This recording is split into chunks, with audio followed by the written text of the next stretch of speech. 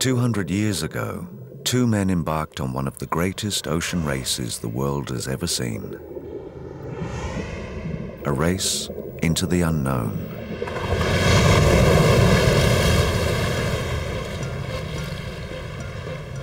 Throughout the whole voyage, no one has ever known where I was going or what I wanted to do.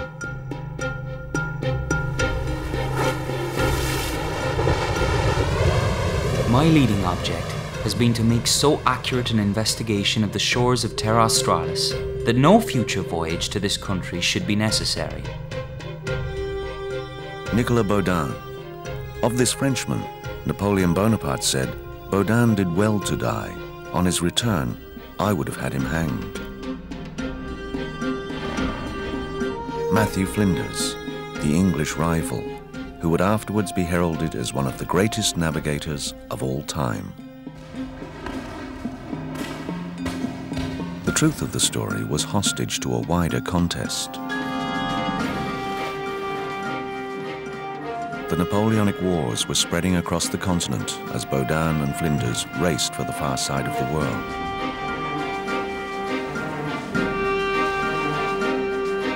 At stake was the prize of a new continent.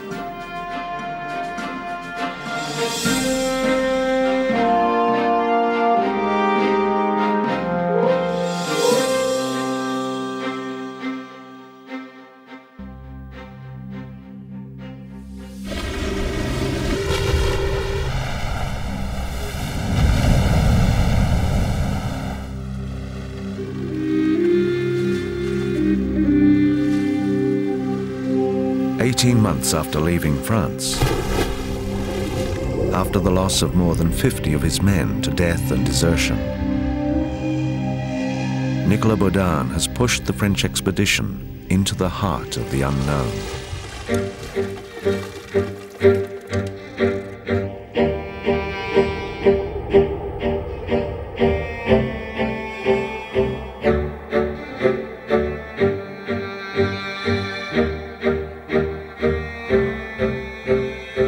The tantalizing prospect that draws him onwards is that New Holland is not one continent, but two, divided down the middle by a vast strait.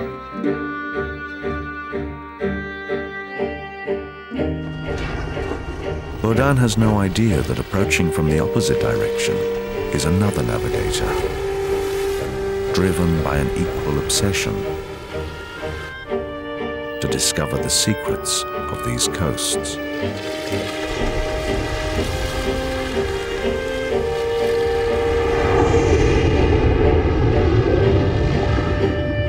Matthew Flinders had left England, trailing the French by 9 months. Despite a badly leaking ship, he has almost caught his rival. In the uncharted seas to the south of New Holland, the two expeditions are now sailing directly towards one another.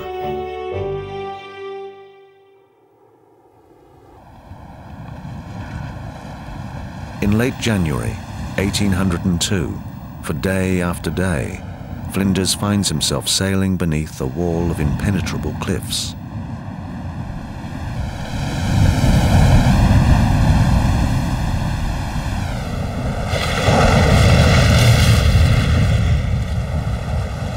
Flinders speculates as to what may lie beyond.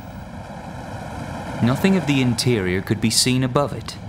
The bank may even be a narrow barrier between an interior and the exterior sea.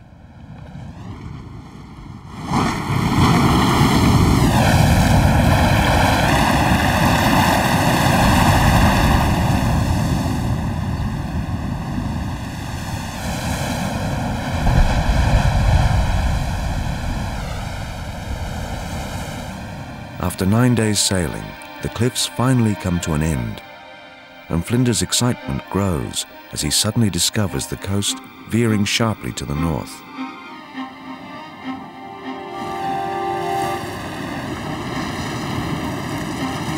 Deep inlets, inland seas and passages into the Gulf of Carpentaria were terms frequently used in our conversations of this evening, and the prospect of making an interesting discovery seemed to have infused new life and vigour into every man in the ship. A strong tide runs from the north, and there's no sign of land to the east.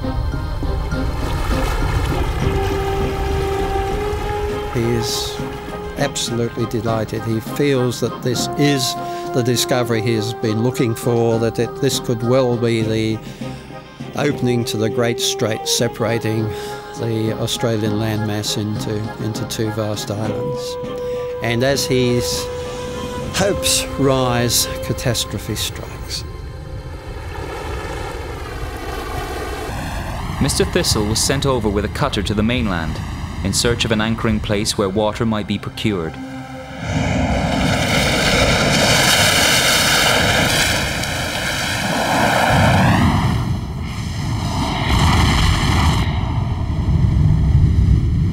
The 8 men are never seen again.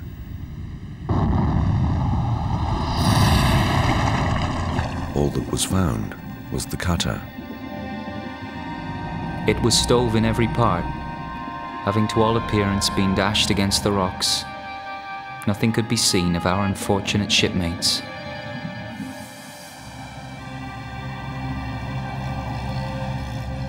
Flinders names the cape Catastrophe.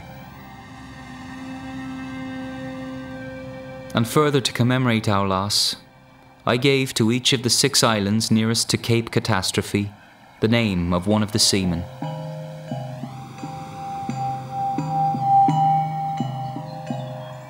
Searching for the drowned men, Flinders' crew briefly glimpsed the Pankala people.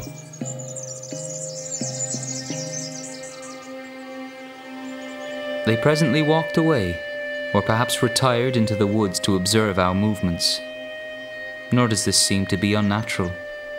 On the arrival of strangers so different in complexion and appearance to ourselves, we should watch these extraordinary people from our retreats in the woods and rocks. Such seemed to have been the conduct of these Australians.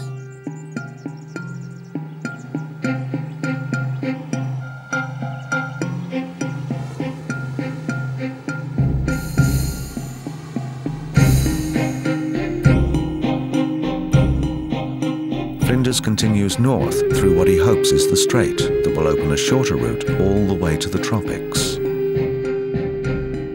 As he progresses, however, he begins to have doubts.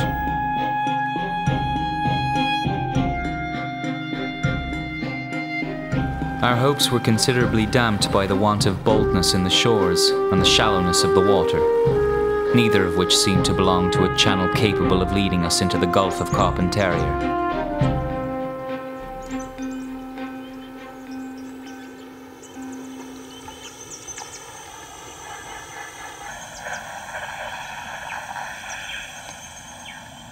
A party has landed to climb a nearby mountain.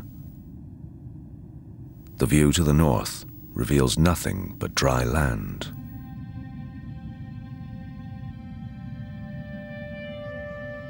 Our prospect of a channel or strait cutting off some considerable portion of Terra Australis was lost.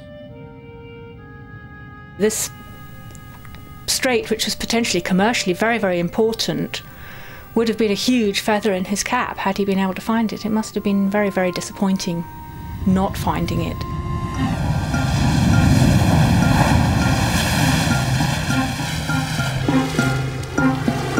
Flinders continues east, approaching closer and closer to his French rival.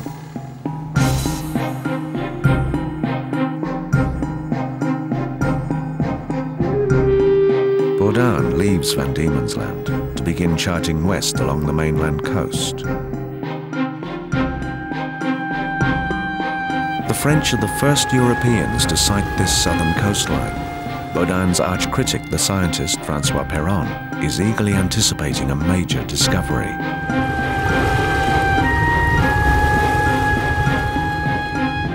As the point in question was nothing less than to resolve the problem of New Holland being a continent, everyone felt an additional degree of zeal and courage.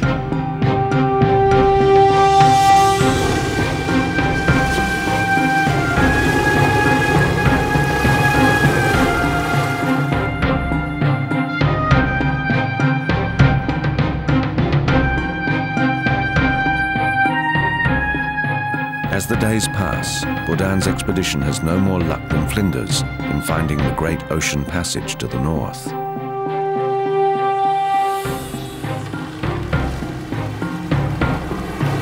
But one morning, in early April, Baudin does see something totally unexpected.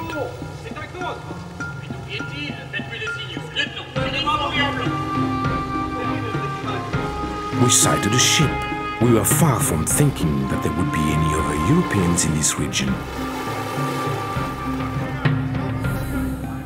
Flinders too is surprised and wary. On approaching nearer, we cleared for action in case of being attacked. And our colours being hoisted, she showed a French ensign.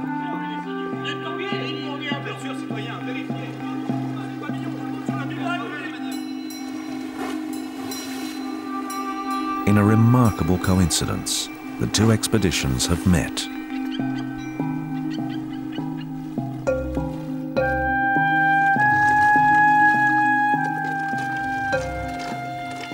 Flinders rows over to the geograph and comes face to face with his French rival. And the meeting goes very carefully, like a negotiation. And they must have, wanted to compare. What have you done? Oh, well, I've done this, so that's better than what you've done. Kind of feel about You it. have surveyed from the west to this point. No, I have not. Having learned that our business was discovery, and finding that we had examined the south coast of New Holland thus far, I thought he appeared to be somewhat mortified. I did not apprehend that my being here at this time so far along the unknown part of the coast gave him any great pleasure. Baudin shows also part of his collection, of his painting, of his scientific observation that the Englishman does not have. There he makes a point, to show is maybe superior. I will show you some of the artist's sketches. The English expedition is not impressed by that. They play the mapping competition. That stage, they realized that in fact the strait that both were looking for did not exist. That's why now the competition was also very fierce, because none of them could revendic one part of the strait and the other part. And this is, I think this is very a major discovery. We parted at 8 o'clock, each wishing the other a safe voyage.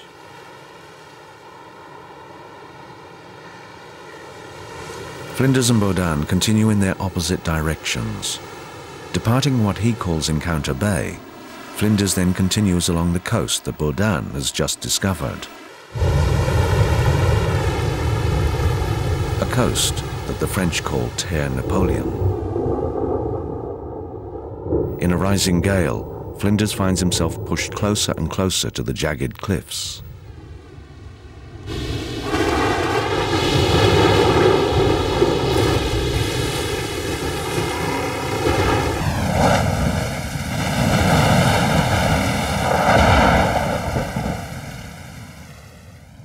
At 2 a.m., the coast finally veers northeast, and Flinders just manages to survive what is today called the Shipwreck Coast.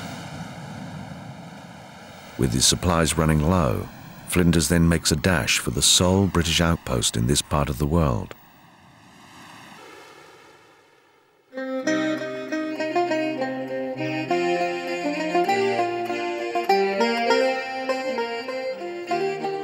The officers and crew were, generally speaking, in better health than the day we sailed from Spithead, and not in less good spirits. I went on shore to wait upon His Excellency Philip Gidley King, Governor of New South Wales, to whom I communicated a general account of our discoveries.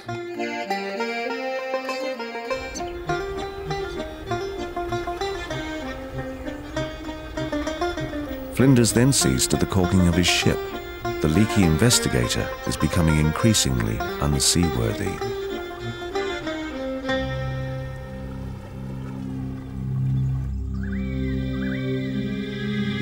As the Investigator is being repaired, Le Géographe suddenly appears off the heads. Captain Baudin arrived on the 20th, and a boat was sent from the Investigator to assist in towing the ship up the Cove. It was grievous to see the miserable condition to which both officers and crew were reduced by scurvy. His men are so sick. He's even left with only 8 people who can sail the ship. Governor King is deeply affected by the condition of the Frenchman.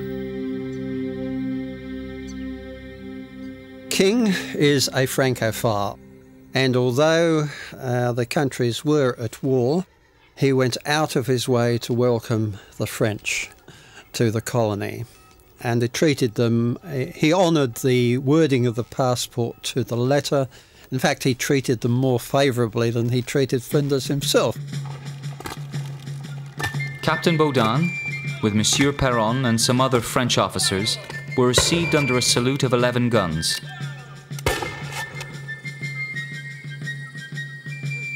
The rivals celebrate Bastille Day together.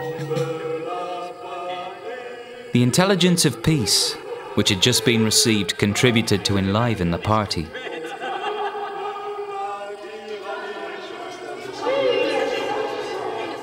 And the wine was flowing in considerable quantities, I think. And there were toasts to Napoleon and to King George. But you and I, English and Frenchmen, can together celebrate this French holiday together. When I live here to chart the Gulf of... During the discussions, the question of what the captain's plan to do next obviously came up. Baudin let drop the fact that he would be off in due course to survey the north coast, and particularly the Gulf of Carpentaria. No, the Gulf of Carpentaria in the monsoon would not be a happy prospect. Flinders secretly determines to beat the Frenchman to the Gulf. Just when he was about to leave Port Jackson, he finally got a letter from Anne, which was wonderful because at least he knew that she was still alive. But then it was not so wonderful because he realised that in fact she'd been very ill after he left. It's quite apparent from the tone of his reply that she was accusing him of misleading her into marriage. My dearest Anne, that I could but transport myself to thee. Look, my dear Anne, to the happy side.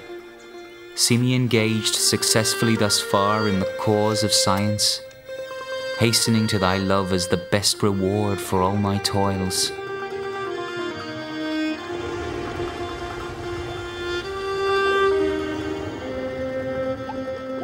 After 2 months, Flinders sails out of Port Jackson, rushing to chart the coasts to the north.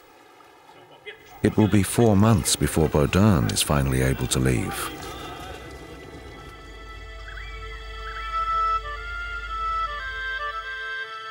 The French use the time to further their curiosity about the local people.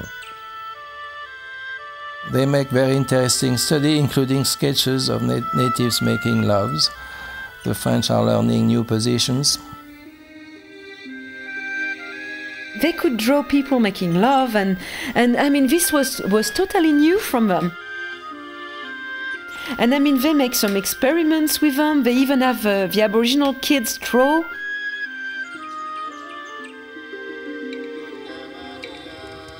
The Frenchmen write the score of a corroboree that they attend.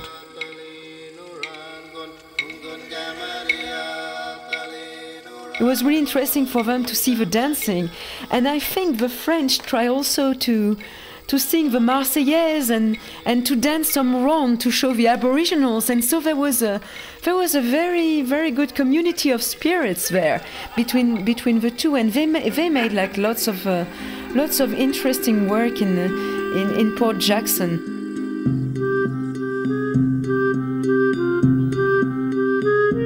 Rearranged in the most methodical manner, 40,000 creatures of all sorts and descriptions. 33 large packing cases were filled. When only partially displayed in the house I occupied, it excited the admiration of all the learned Englishmen of the colony.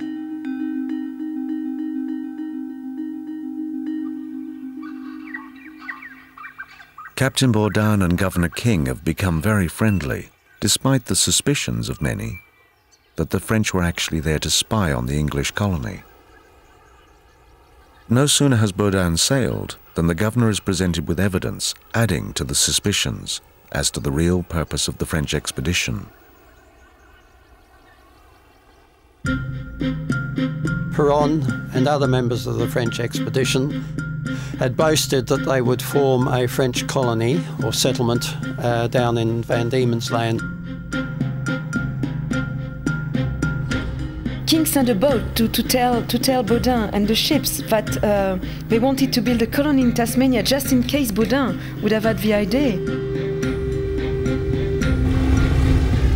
The commander of the Cumberland, Lieutenant Robbins, chases Baudin almost to Van Diemen's Land and catches him at King Island.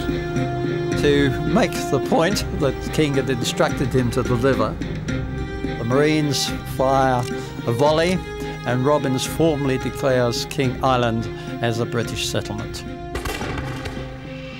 I was somewhat amazed to see an English flag absolutely where our tents were set up. I thought at first, from the way in which it was hanging, that it had been put up to dry. Baudin writes to Governor King, Mr. King, my friend, to my way of thinking, I have never been able to conceive that there was justice or even fairness on the part of Europeans in seizing, in the name of their governments, a land seen for the first time, when it is inhabited by men who have not always deserved the title of savages. Not only have you to reproach yourselves with an injustice in having seized their land, but also in having transported onto a soil where the crimes and diseases of Europeans were unknown. This was quite revolutionary, and I mean, this was typically French again. I don't think it would have come from the British to have such an idea.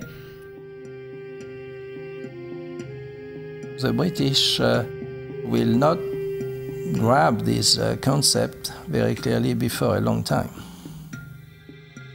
Baudin is being quite brave in putting his thoughts on paper, because he specifies that not only does Great Britain have no rights to claim territories of other peoples, he's also saying that his own government, the French government, has no rights to do the same.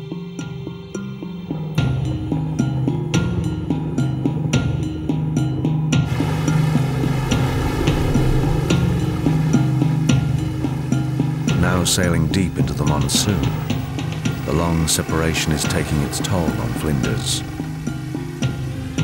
My dearest Anne, the poor ship is worn out. She is decayed and rotten both in skin and bone. And think not, Anne, my dearest, but that in innocence we yet remain. Eve fallen portrayed to me the consequences of the lapse from love and faith. Then bitter remorse, dissimulation, accusation and reproach, and final separation.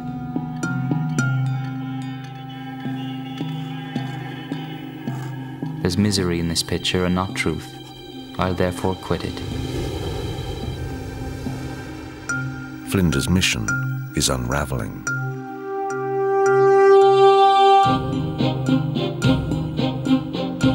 In the 8 months since leaving Port Jackson, he has charted in painstaking detail vast stretches of the east coast, as well as the immense Gulf of Carpentaria.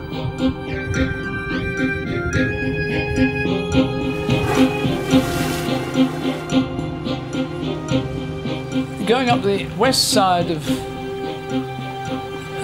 Gulf of Carpentaria, the boat was taking a lot of water, pumps were going, so he ordered the carpenters to go down and inspect. Report after report was brought to me of rotten places found in different parts of the ship. In the planks, bends, timbers, tree nails. I cannot express the surprise and sorrow which this statement gave me. With the blessing of God, nothing of importance should have been left for future discoverers upon any part of these extensive coasts. His ship is falling a bit seriously by now, and he has to beach it and do some running repairs. Flinders makes several trips ashore in the Gulf and sees potential for settlement.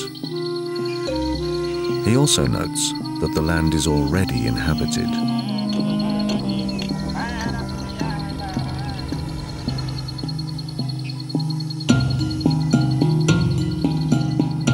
They always avoided us, and sometimes disappeared in a manner which seemed extraordinary. Flinders' party walks past skeletons standing upright in the hollows of trees.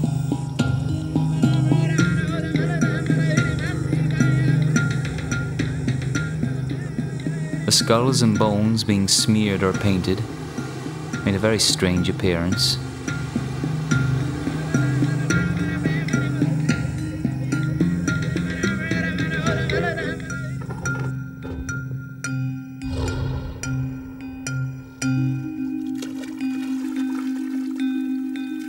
Later, Flinders learns that his men have shot and killed a man in a canoe.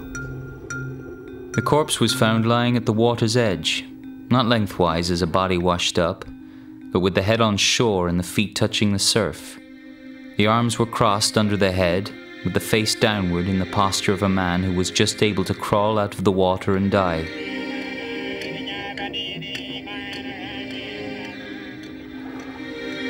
The figure is not sketched in the pose Flinders describes, perhaps because the artist drew the picture back on board, where the man was dissected.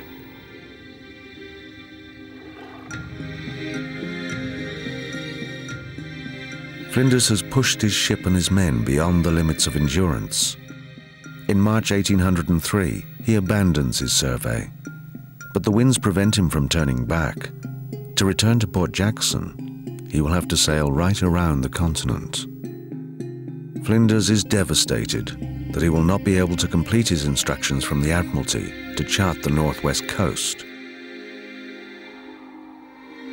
In fact, he will be lucky to reach Port Jackson.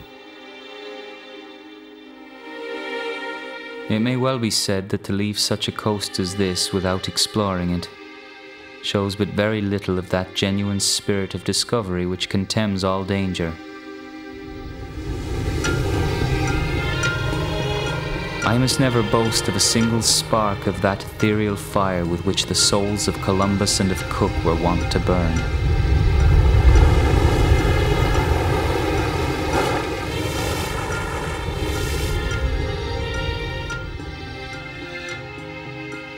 In the Timor Sea, Flinders again crosses the path of Baudin, but they do not meet.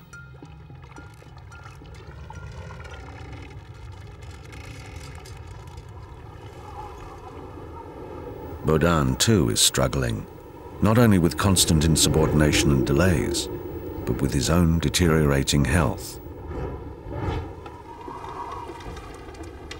Until now, I had paid little attention to the pains and discomfort that I was feeling. But on this day I was so weary that, scarcely able to stand, I was obliged to resort to medicine. Baudin has been suffering from tuberculosis since he left Timor a long time ago. Now he's spitting blood. He's losing the control of himself.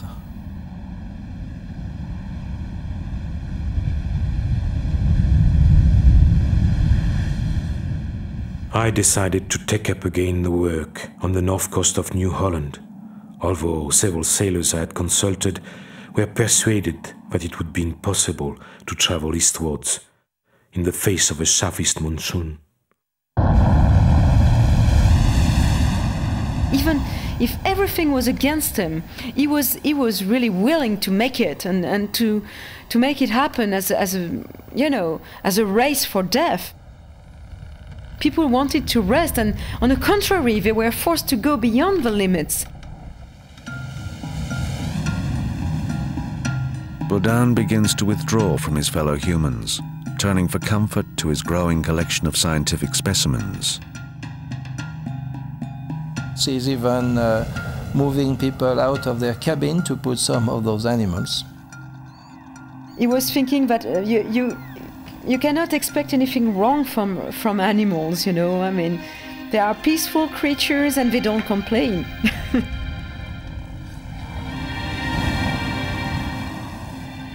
During the night I was taken with a fit of spitting blood.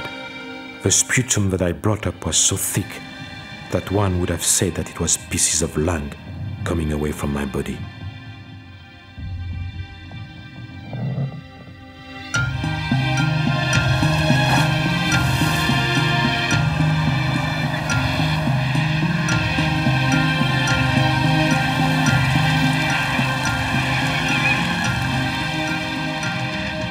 And in fact, it was not the crew.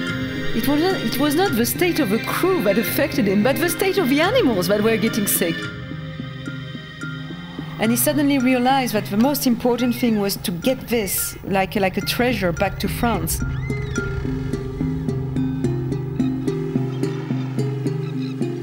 Baudin announces his decision to return to France. The crew asleep below sprang up in a transport of joy, congratulating and hugging each other, and everybody spent the night on deck, dancing and singing.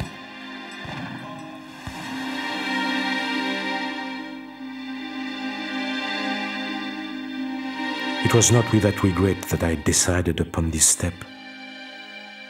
Throughout the whole voyage, no one has ever known where I was going or what I wanted to do.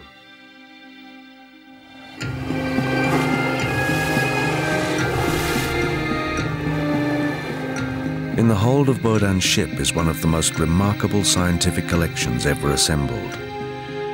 In his cabin are unique charts of the western coasts, far more detailed than anything the British possess. On the opposite side of the continent, heading in the opposite direction, Flinders presses on.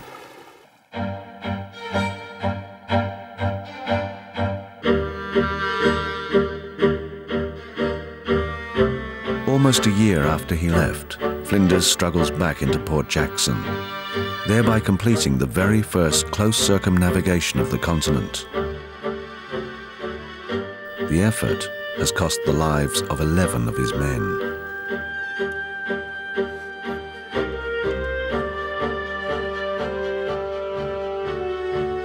He comes to Port Jackson, and the governor and officials who are present to meet the returning crew are absolutely amazed at their sight. They look so awful with their scurvy and dysentery, and Flinders a very pinched face. 19 of Flinders' men have now died, 1/4 of his company.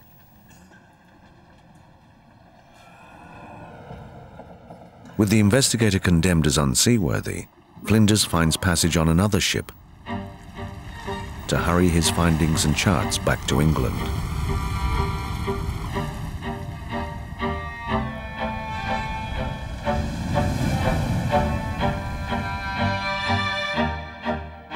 They set off in a little convoy of 3 ships up the east coast and hit a reef.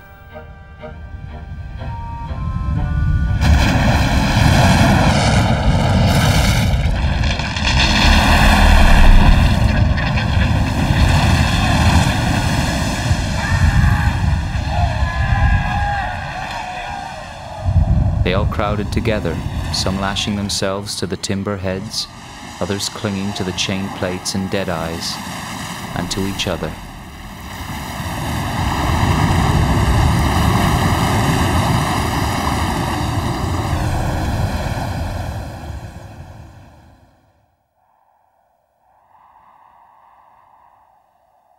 They are more than 200 miles offshore.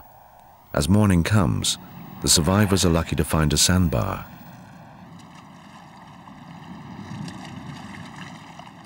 The satisfaction arising from this discovery was increased by the Bridgewater being perceived under sail. The Bridgewater is the only ship in the convoy of 3 to survive the disaster. The castaways wait for her to return.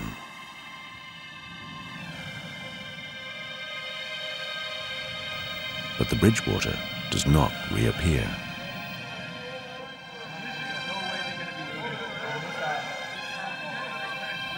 Captain Palmer had even then abandoned us to our fate. I called a council of all the officers.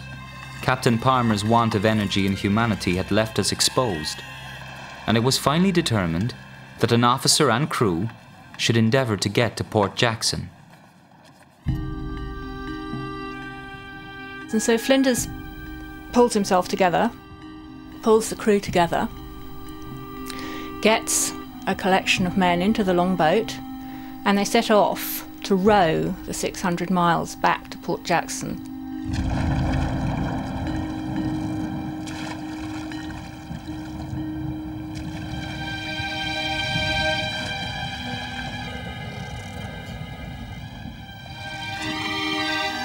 You have perhaps never gone 250 leagues at sea in an open boat. But if you recollect the 80 officers and men, and how important was our arrival to their safety, you may have some idea of the pleasure we felt, but particularly myself, at entering our destined port. The governor is sitting down at dinner when Flinders walks in. So soon as he was convinced of the truth of the vision before him, and learned the melancholy cause, an involuntary tear started from the eye of friendship and compassion.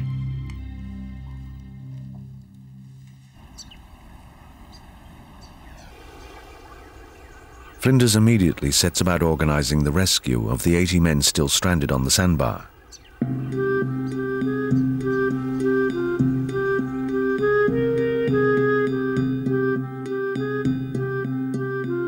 In the race to get back to Europe, Baudin is again opening up a big lead. Halfway back to France, he writes to Governor King of his progress. Sir, since I had the honor of seeing you, I spent 9 months in exploring the coasts of New Holland, which work is at last completed. I was twice taken ill, and so badly too that the doctors often predicted that my career was at an end. But they made a mistake. He's spitting his lungs and he has a little pot that he's using next to his bed. To any visitor, he shows how this pot is getting filled up. He concludes in his optimistic way that he can live without lungs. Are the lungs essential to life? You see, I no longer have any. Yet, I still exist.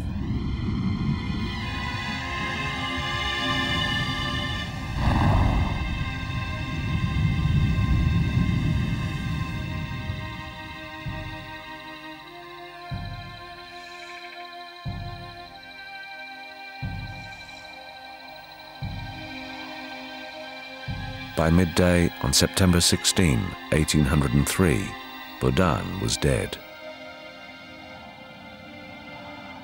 One of the officers who has remained loyal, Pierre Milius, describes his captain's end.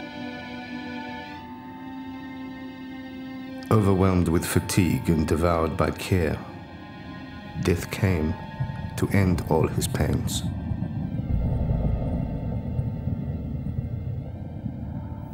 He's buried there, but nobody knows where his tomb is.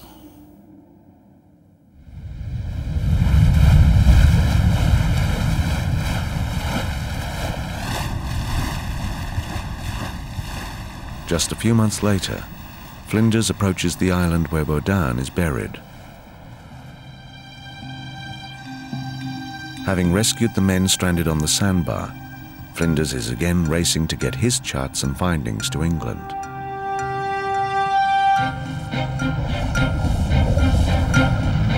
Flinders is sailing in the Cumberland. It is the same ship that chased the French to King Island. yet another leaky vessel. It is doubtful whether the schooner could have been kept above water. This state of things made it necessary to take into serious consideration the propriety of attempting the passage round the Cape. Necessity, and not inclination, obliged me to put into the Ile de France. Flinders arrives at Mauritius the day after Baudin's ship has departed. He is informed that France and England are again at war. I went into the boat in my frock uniform and was conducted to the government house. This is another, well, probably the main point in his life when his obstinacy, otherwise known as determination, lets him down. The Captain General, Deccan, fixed his eyes sternly upon me, and without salutation or preface demanded my passport. And Deccan counters with, "This is a passport for the ship Investigator. You're not commanding the ship Investigator. That thing out there is the Cumberland." He expressed himself unsatisfied with my answers, saying that I was imposing upon him. Peron had told Deccan of the Cumberland's aggressive arrival at King Island and the territorial display of its young commander, Robbins. So things appear suspicious to General Deccan, so at first he believes that this may be Robbins.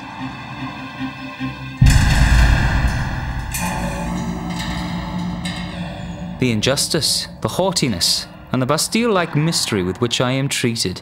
I am kept from my voyage of discovery, from my country, from my family. This is indeed some return for the hospitality and assistance which the French ships Geographe and Naturaliste but now received at Port Jackson. After interrogating Flinders, Deccan begins to accept that Flinders may be whom he claims. To my surprise, an invitation was brought me to go to the General's table, his dinner being then served up. My reply was that under my present situation and treatment, it was impossible.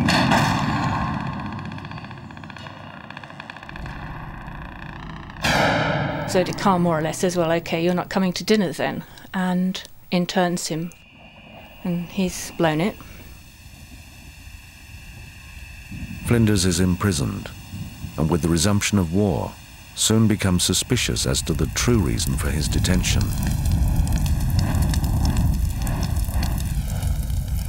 In matters of discovery, I should think that he kept me here to give time for Captain Baudin's voyage to be published before mine, and as no probable reason has yet been given for my detainer, it may possibly be so.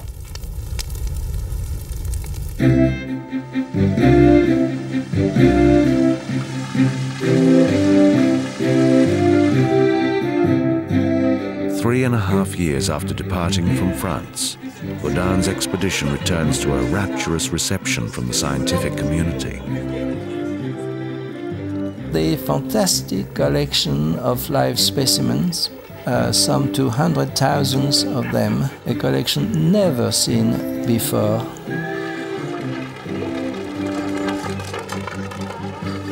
With Peron's complicity, Josephine Bonaparte appropriates most of the live specimens for her private gardens at Malmaison.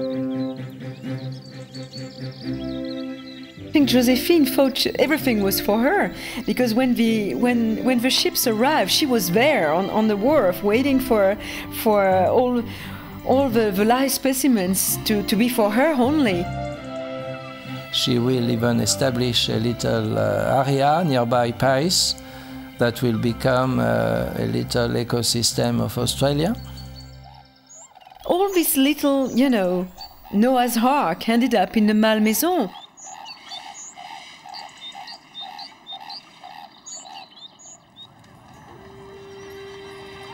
With Baudin dead, someone else must write the account of the famous expedition. Strenuous lobbying of Josephine ensures that the job goes to Baudin's nemesis, the opinionated, Francois Péron. I mean, he succeeded in having the right to write the final story. And the other guy who was chosen was Freycinet for the Atlas, and Freycinet was also the bigger enemy of Baudin's. In his book, Péron only mentions Baudin once by name, when describing his death. Never mention him, as if he was like, you know, like a kind of obscure character that doesn't deserve at all to be talked about. When Napoleon is presented with Péron's account of the voyage, the Emperor supposedly remarks, "Baudin did well to die. On his return, I would have had him hanged."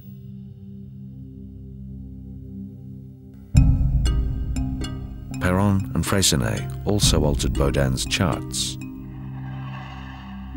Here the name like Péron Peninsula, here Freycinet Cape, wiping out all the names given by Baudin and putting on theirs.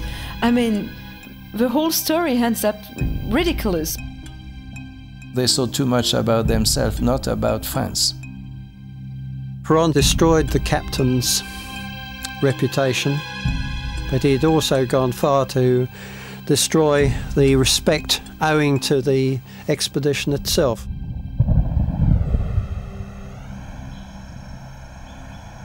On Mauritius, Flinders' health begins to deteriorate. His imprisonment is relaxed, and he is allowed to move to the cooler highlands to live on a sugar plantation. He's very much happier up living with the Darafats. Not least probably because they have 3 delightful young daughters, and it seems clear that, leaving Anne aside for the moment, he was actually really very keen on the eldest daughter, Delphine. My best love. It is with the eldest daughter of about 20 that I have more particularly attached myself. She talks of making a voyage to England in the piece, in order to see more of our English manners and to make acquaintance with thee. Having, thought she'd lost him, just lost, and then she thought she'd lost him again to shipwreck. Finally, having thought, he's on his way home. Then she's lost him again to prison. Then she thinks, that's all right. He's out of prison. He's in house arrest. He'll be healthy and happy and come home to me. And now here's perhaps the biggest threat of all on the horizon, that perhaps she'll lose him to another woman. It's very hot, very humid, very tropical. He's obviously very miserable. I would imagine, if it were me, that he's very fed up with himself for messing it up as he has. He must have realised by this time that he's messed it up.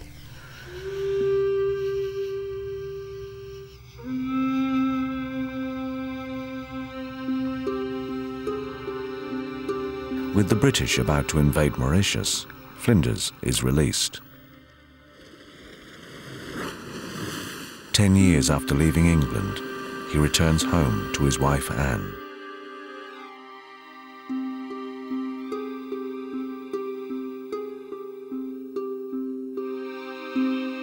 It's extraordinary to think how they must have felt when they saw each other first.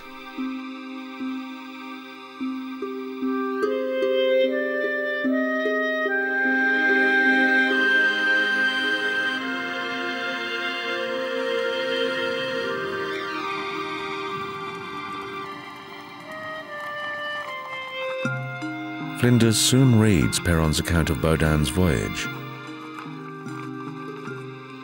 Péron, naturalist in Baudin's expedition, published in 1807 the first volume of the account of their voyage, wherein he takes possession of all my discoveries on the south coast of Australia as having been made by them. All this and much more I shall have to set right. Flinders retires from the Navy and urgently begins the account of his voyage. As he writes, he finds himself in a final race against his own failing health.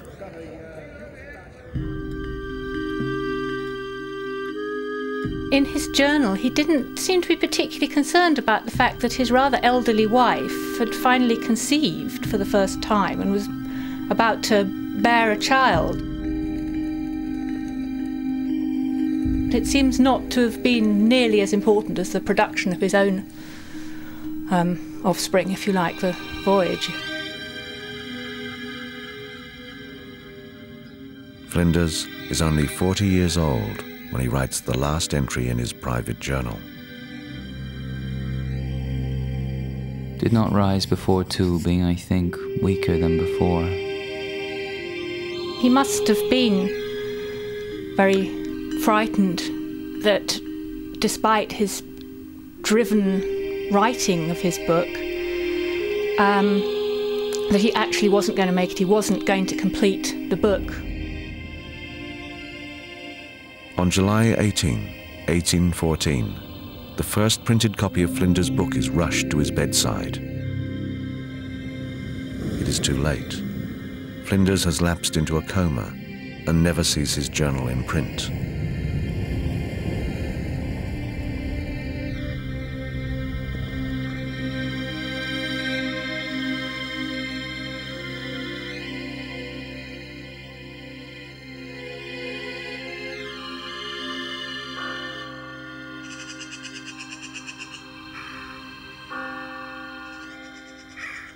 In refuting Péron's account, Flinders has hammered another nail in the coffin of Baudin's already diminished reputation.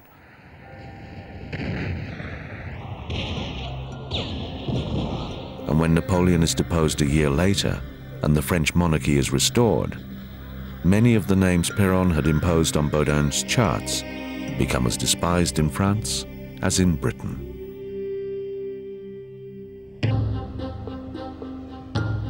In 1826, the British claim all of the continent that comes to be known by the name Flinders had suggested. He gave Australia its name and was the first person to use it in that respect.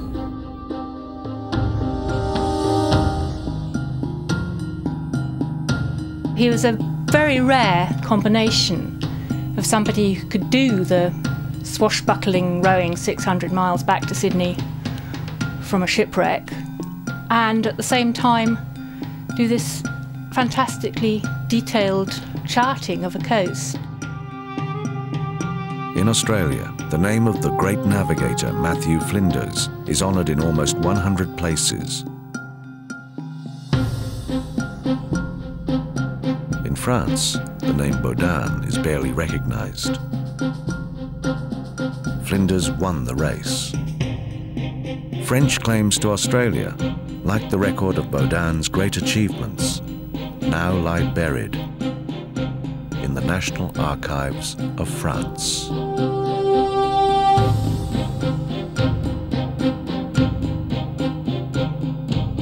Great historians rewrite a nice history and then that is accepted by everybody without challenge. But it's still there as something very alive, and it should be considered as such. It's like the Baudin testimony of all the work he has done.